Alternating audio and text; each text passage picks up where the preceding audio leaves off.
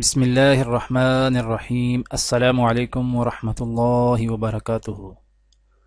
آج کی آیت سورۃ البقرہ، آیت نمبر 126۔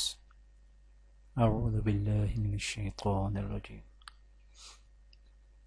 وَإِذْ قَالَ إِبْرَاهِيمُ رَبِّ اجْعَلْ هَذَا بَلَدًا آمِنًا وَارْزُقْ أَهْلَهُ مِنَ الثَّمَرَاتِ مَنْ آمَنَ مِنْهُمْ بِاللَّهِ وَالْيَوْمِ الْآخِرِ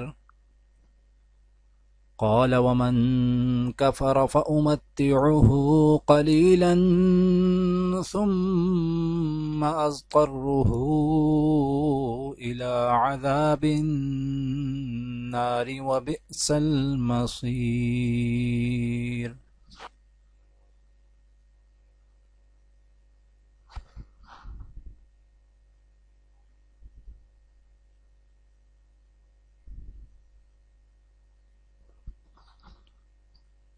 اور یہ کہ ابراہیم علیہ السلام نے دعا کی، اے میرے رب، اس شہر کو امن کا شہر بنا دے، اور اس کے باشندوں میں جو اللہ اور آخرت کو مانے انہیں ہر قسم کے پھلوں کا رزق دے۔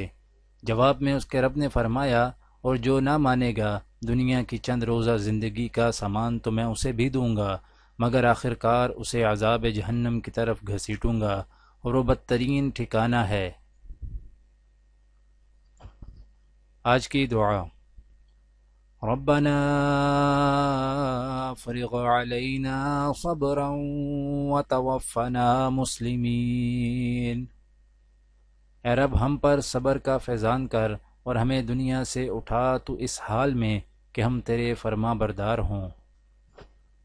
آج کی حدیث: حضرت عائشہ رضی اللہ تعالی عنہ سے روایت ہے کہ رسول اللہ صلی اللہ علیہ وآلہ وسلم اپنا سر مبارک میرے قریب فرما دیتے اور میں حجرہ میں ہوتی، میں آپ صلی اللہ علیہ وآلہ وسلم کے سر میں اس حال میں کنگھی کرتی کہ میں حائضہ ہوتی۔